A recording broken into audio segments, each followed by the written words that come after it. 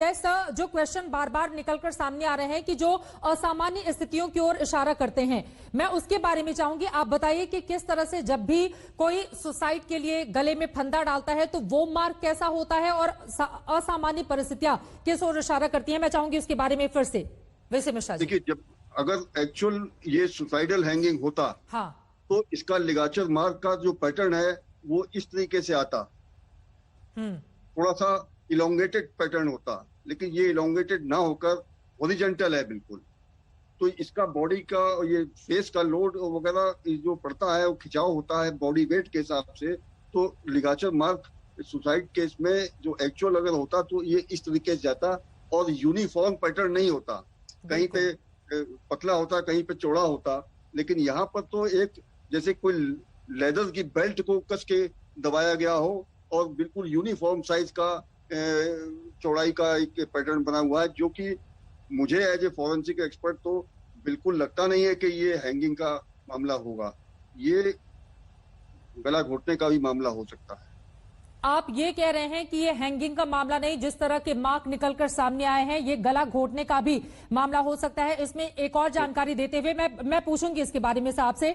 गले के दाहिनी तरफ निशान की जो मोटा निशान है वो 1 सेंटीमीटर था, जबकि गले के बाईं तरफ के निशान की जो मोटाई है वो 3.5 सेंटीमीटर थी। फांसी में कहा जाता है दबाव बराबर होता है, इसमें एक तरफ ज्यादा और दूसरी तरफ कम नहीं होता है। क्या ये भी बात है जो इस पूरे मामले को शक के घेरे में लेकर आती है साहब?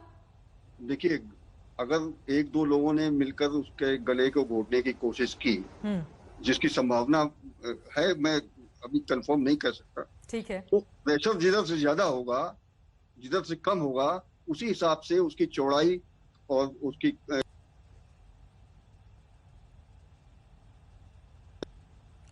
बिल्कुल बीच में नेटवर्क जी सर प्लीज अपनी बात पूरी करें।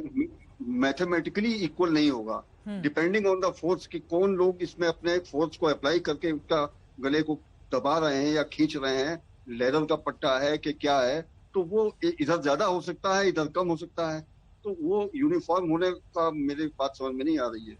लेकिन इसमें मुझे हैंगिंग वाला जो लिगाचर मार्क होता है वो लगता ही नहीं है, 95% नहीं लगता कि ये। एक बार फिर से बताइए आप क्यों इस बारे में शक जाहिर कर रहे हैं कि दरअसल ये सुसाइड का, खुदकुशी का, हैंगिंग का मामला नहीं हो सकता कि फंदे में खुद सुशांत लटक गए, और आप इसको लेकर भी शक जाहिर कर रहे हैं। आप कह रहे हैं गला घोटने का मामला हो सकता है ये। हाँ, मैं सकता वर्ड इस्तेमाल कर रहा हूँ, मैं कंफर्म होकर नहीं कह रहा हूँ। ये डिपेंड करेगा सीबीआई की इंक्वायरी के बाद और जो और भी एविडेंसेस आएंगी। लेकिन एज अ फॉरेंसिक एक्सपर्ट किन बातों पर आप लोगों का ध्यान जाता है जिससे कम से कम ये तय हो जाता है कि ये मामला वास्तव में सुसाइड का है या फिर नहीं है? इस पूरे मामले में देखिए, इस पूरे मामले में सबसे बड़ी चीज तो ये है कि जब जिस अवस्था में वो लटका हुआ था, वो कहते हैं कि इन्होंने आत्महत्या की है, तो उस समय का फोटोग्राफ होना बहुत जरूरी था, जो एक प्रिकॉशन नहीं लिया गया।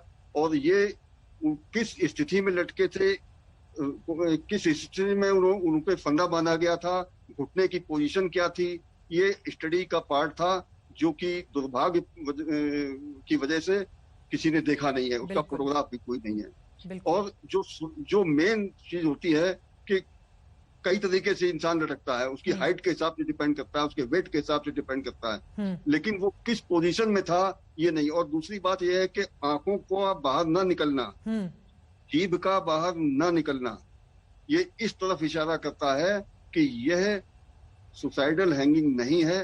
प्रेशर केवल गले पे पड़ा है, उसकी सांस के रुकने की वजह से उसकी डेथ हुई है। और डिपेंड करेगा आगे ये इन्वेस्टिगेशन किस दिशा में जाएगा। सीबीआई के ऊपर हमें भरोसा करना है, वो करना चाहिए भी, लेकिन पोस्टमार्टम की रिपोर्ट सबसे बड़ा महत्वपूर्ण पार्ट प्ले करेगी। नमस्कार, मैं हूं अंजना ओम कश्यप। हमें उम्मीद है ये वीडियो आपको पसंद आया होगा।